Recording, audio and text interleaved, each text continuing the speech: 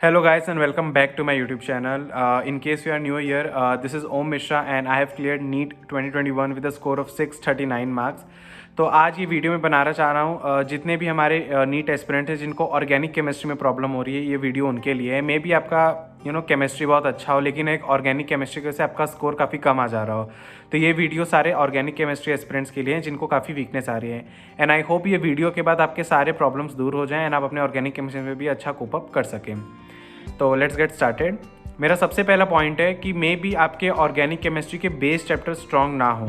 अगर आप 11th में हैं, 12th में हैं या ड्रॉप ईयर में हैं और अगर आपको ऑर्गेनिक केमिस्ट्री में प्रॉब्लम आ रही है तो अब इसमें ज़रूर प्रॉब्लम हो सकती है कि आपके बेस चैप्टर स्ट्रॉन्ग नहीं है। जैसे IUPAC एक उसमें आता है, आइसोमेरिज्म एक उसमें आता है एंड जनरल ऑर्गेनिक केमिस्ट्री जिसमें सारे इफेक्ट्स हैं जैसे हमारे मीजोमेरिक इफेक्ट, इंडक्टिव इफेक्ट, ये सब। तो ये आपका बेस अच्छे से स्ट्रॉन्ग नहीं होगा, इसलिए आपको प्रॉब्लम आ रही होगी। एंड मैं बता देना चाहता हूँ कि ये सारे टॉपिक्स पे आपको बहुत पेशेंसली काम करना है। अगर आप 11th में हैं, अगर आपको 1-2 महीना देना पड़ जा रहा है तो इट्स फाइन। ये टॉपिक नए हैं और इन्हीं के बेस पे आपका पूरा 12th की इतनी बड़ी ऑर्गेनिक केमिस्ट्री टिकी हुई है। तो अगर आपके ये टॉपिक में ज़रा भी आप जल्दबाजी करोगे या फटाफट निपटाने की कोशिश करोगे, अच्छे से अपने कंसेप्ट क्लियर नहीं रखोगे, तो अल्टीमेटली आपको अपने पूरे 12th के ऑर्गेनिक केमिस्ट्री में सफ़र करना पड़ेगा। तो बहुत पेशेंसली इनको सॉल्व करिए, अच्छे से इनके नोट्स बनाइए, NCERT इनकी अच्छे से पढ़िए, क्वेश्चन सॉल्विंग जितनी लगा सकते लगाइए, ये सब बहुत इंपॉर्टेंट है। लोग कहते थे IUPAC से क्वेश्चन नहीं आते, नीट 2021 में ही IUPAC से भी क्वेश्चन आए एंड आइसोमेरिज्म में जो मेटामर्स और ये सब अपने NCERT में बस एक पैरा में दिए हैं, लोग उस पर ध्यान नहीं देते। इस साल मेटामर्स पे भी क्वेश्चन आया था। तो कोई भी टॉपिक को या कोई भी छोटी मोटी चीज़ को इग्नोर मत करिए, सब कुछ इंपॉर्टेंट है। और अगर आपके NCERT में जो भी दिया आपको सब पे अच्छे से वर्क करना है, क्वेश्चन प्रैक्टिस बहुत लगानी है। तो ये एक रीज़न हो सकता है कि आपका may be base chapter strong ना हो, जिसकी वजह से आपकी आगे के उसमें प्रॉब्लम आ रही है। क्योंकि हमारे जितने भी इफेक्ट्स हैं वो सब का हमें यूज़ हमें 12th के ऑर्गेनिक केमिस्ट्री में देखने को मिलेगा। आपको एसिड बेस स्ट्रेंथ और भी कितने ट्रेंड्स आपको मे बी सब इंडक्टिव इफेक्ट और रेजोनेंस इफेक्ट के बेस पे ही आपको सब फाइंड आउट करना पड़ेगा। तो अपनी बेस चैप्टर अच्छे से स्ट्रॉन्ग बनाइए। आपको बताना चाहता हूँ वो है कि हम सबको पता है कि नीट का पेपर पूरा NCERT ओरिएंटेड ही आने वाला है, तो ऑर्गेनिक केमिस्ट्री भी पूरी NCERT ओरिएंटेड ही आएगी। तो इसका सबसे बड़ा बेनिफिट आप ये उठाइए कि NCERT का सारा कंटेंट आपके फिंगर टिप पे होना चाहिए, चाहे कोई रिएक्शन दी हो या कोई प्रोसेस का मैकेनिज्म दिया हो या आपके टेबल या कॉलम्स में चीज़ें दी गई हो, सॉल्ट एग्जाम्पल दिए गए, ये सब आपको अच्छे से पता होना चाहिए या इन सब की प्रैक्टिस आपको होनी चाहिए। आप भले आप NCERT डायरेक्टली पढ़ो, NCERT के कंटेंट को अपने नोट्स में कन्वर्ट करो, या आप कोई यूट्यूब वीडियो देख रहे हो या आप माइंड मैप्स बना रहे हो, जैसे भी हो, लेकिन NCERT का कंटेंट आपको अच्छे से याद होना चाहिए। वो कोई एक्सक्यूज़ नहीं होना चाहिए कम मार्क्स आने का। उसके अलावा आपकी वीक टॉपिक्स हो सकते हैं, वो ठीक है, आप प्रिपेयर कर सकते हो, लेकिन जितना आपको अच्छे से समझ आ गया वो आप सबको मेमोराइज़ करके आपको हमेशा रेडी रहना पड़ेगा। तीसरा पॉइंट मैं बताना चाहूँगा, आप कभी भी ऑर्गेनिक आपका चैप्टर कोई भी चालू हुआ होगा ऑर्गेनिक का, तो आप उसके नोट्स बनाए होंगे। पर ठीक है, अगर आपको नोट्स पढ़ना पसंद है तो आप उसके साथ कंटिन्यू करिए। लेकिन प्रॉब्लम क्या हो जाती है, हमें क्या एक ही चैप्टर के लिए फिर NCERT भी पढ़नी पड़ती है, नोट्स भी पढ़ना पड़ते हैं। हम नोट्स में हर चीज़ NCERT की नहीं लिखे रहते कोचिंग में जो हमें बनवाते हैं, और NCERT तो NCERT उसमें इतने डिटेल और ईजी वे में नहीं दिए जो हमारे नोट्स में है। तो मैं क्या करता था कि मैं अपने ऑर्गेनिक के जो जो चैप्टर्स थे वो मैं NCERT से ही पढ़ता था, और जो भी मैकेनिज्म होता था जो मेरे टीचर्स लोग लिखवाते थे या जो भी एक्स्ट्रा पॉइंट होता था या PYQ में कोई ऐसा क्वेश्चन आया हो जो मे बी NCERT के आउट ऑफ था, वो सब मैं अपने NCERT में ऐड कर लेता था। ये एक बहुत बड़ा बेनिफिशियल पॉइंट हो जाता है, क्योंकि अल्टीमेटली आपको पढ़नी तो NCERT ही है। NCERT से ही चीज़ें आएंगी तो आप ज़्यादा कॉन्फिडेंट रहोगे कि हाँ मैंने ये पेज पे ये पैराग्राफ पे चीज़ें पढ़ी थी। तो मैं यही कहना चाहूँगा, आप अपने नोट्स के जो भी एक्स्ट्रा पॉइंट हैं या जो मैकेनिज्म है, आप जो भी चीज़ करते हो अपने समझाने के लिए, ईजी वे में करने के लिए, वो सब अपने NCERT में कर लो, स्टिकी नोट्स या ब्लैंक स्पेसेस में लिख के।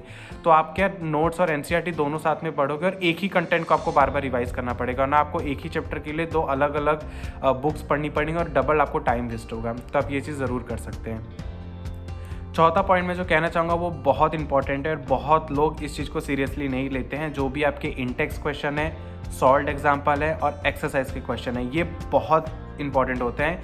अगर आप PYQs देख सके या कोई भी स्टेट की एग्ज़ाम्स देखें ना, तो उनमें जो भी टफ क्वेश्चन या मोस्ट ऑफ द ऑर्गेनिक के जो भी क्वेश्चंस आते हैं ना, वो आपको या तो इंटेक्स्ट या तो सॉल्ट एग्जाम्पल या तो आपके एक्सरसाइज से ही होंगे।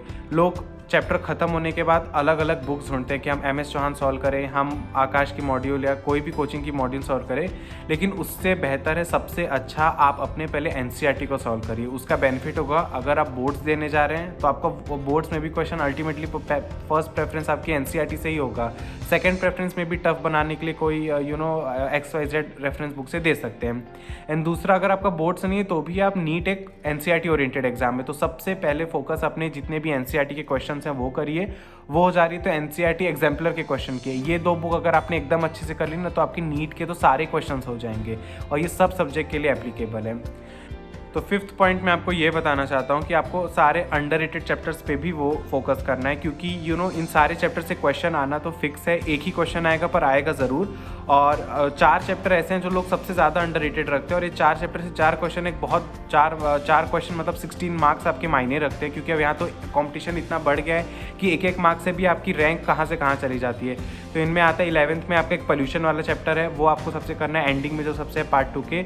फिर बायोमोलिक्यूल्स हुआ 12th में, केमिस्ट्री इन एवरीडे लाइफ हुआ 12th में, एंड पॉलीमर्स हुआ। ये चारों चैप्टर भी इंपॉर्टेंट है, कोई भी चैप्टर को आप वो मत करिए ये इंपॉर्टेंट है, इंपॉर्टेंट नहीं है। क्वेश्चंस की फ्रीक्वेंसी के बेस पे आप जज मत करिए, इसमें से 3 क्वेश्चन आने तो मैं इसको सबसे पहले पढ़ूँ, इसमें नहीं पढ़ना। आपको सारे चैप्टर को इक्वल वेटेज देना है, क्योंकि पॉलीमर से जैसे नीट 2020 में 2 क्वेश्चन आ गए थे, and chemistry in everyday life से भी क्वेश्चन आता ही है। जैसे कभी वो लोग मेडिसिन पे पूछ लेंगे, कभी जो एंडिंग में डिटर्जेंट वाला पार्ट है उससे क्वेश्चन पूछ लेंगे, पर पूछते हैं। बायोमोलिक्यूल से भी नीट 2020 में 2 क्वेश्चन आया था, अमाइनो एसिड्स हुए, प्रोटीन वाला पार्ट हुआ, कार्बोहाइड्रेट वाला पार्ट हुआ। और बायोमोलिक्यूल्स एक आपके लिए बेनिफिशियल चैप्टर है, क्योंकि आपने ऑलरेडी वो 11th में पढ़ चुका है, तो एक तरह से आपका रिवीजन ही हो जा रहा है। तो उस ऐसे चैप्टर को तो बिल्कुल ना छोड़ें, क्योंकि आपकी रैंक डिसाइड कर सकते हैं। जो सब बच्चे नहीं करके जा सकते वो आप करके जा सकते हैं। फिर मैं 6th पॉइंट पे बात करूँगा कि हमें कौन कौन सी बुक्स सॉल्व करनी चाहिए अगर हमारा कोई भी चैप्टर पूरा हो जाता है। तो एज़ यूजुअल मैंने जैसा कहा, सबसे पहला तो अपनी NCERT सॉल्व करिए। NCERT में भी बहुत अच्छे अच्छे क्वेश्चन है, चाहे आप एक्सरसाइज करें, चाहे सॉल्व एग्जाम्पल करें, चाहे आप इंटेक्स क्वेश्चन करें। अगर आपकी NCERT अच्छे से हो जाती है तो आपने कोई भी कोचिंग की XYZ मॉड्यूल कर सकते हैं, अगर वो एक अच्छी कंटेंट वाली है तो। नहीं है, MS चौहान बुक भी है जो बहुत बच्चे सॉल्व करते हैं, आप वो भी कर सकते हैं, और आप NCERT एग्जाम्पलर भी कर सकते हैं। बस ये 4 बुक के अलावा आपको कहीं भी जाने की ज़रूरत नहीं है। कोई भी JEE ओरिएंटेड बुक्स ना करिए जस्ट बिकॉज कि आपका कोई फ्रेंड कर रहा है, या आपको लगता है कि आप बहुत टफ कर लेंगे तो आपको ईजी चीज़ें आ जाएंगी। पहले आप ये 4 कर लीजिए। इन 4 में से अगर आपको कोई भी 2-3 मटेरियल आपका अच्छे से हो जाता है, तब आप आगे स्विच ओवर कर सकते हैं कि आप JEE का मटेरियल करिए या कोई भी और हाई फाई टफ मॉड्यूल का मटेरियल करिए। 7th और लास्ट पॉइंट में जो बताना चाहता हूँ, do focus on all the tables and boxes which are given. मैं एग्जाम्पल बता सकता हूँ। अगर फॉर एग्जाम्पल आप ये हेलो अल्किन हेलो एरिन का पेज नंबर 294 आप देख सकते हैं, इसमें ये टेबल दी गई हुई है जिसमें आपको बॉन्ड लेंथ, बॉन्ड एंथैल्पी और डाइपोल मोमेंट, इन तीनों की आपको वैल्यूज़ लिख के दी गई हैं।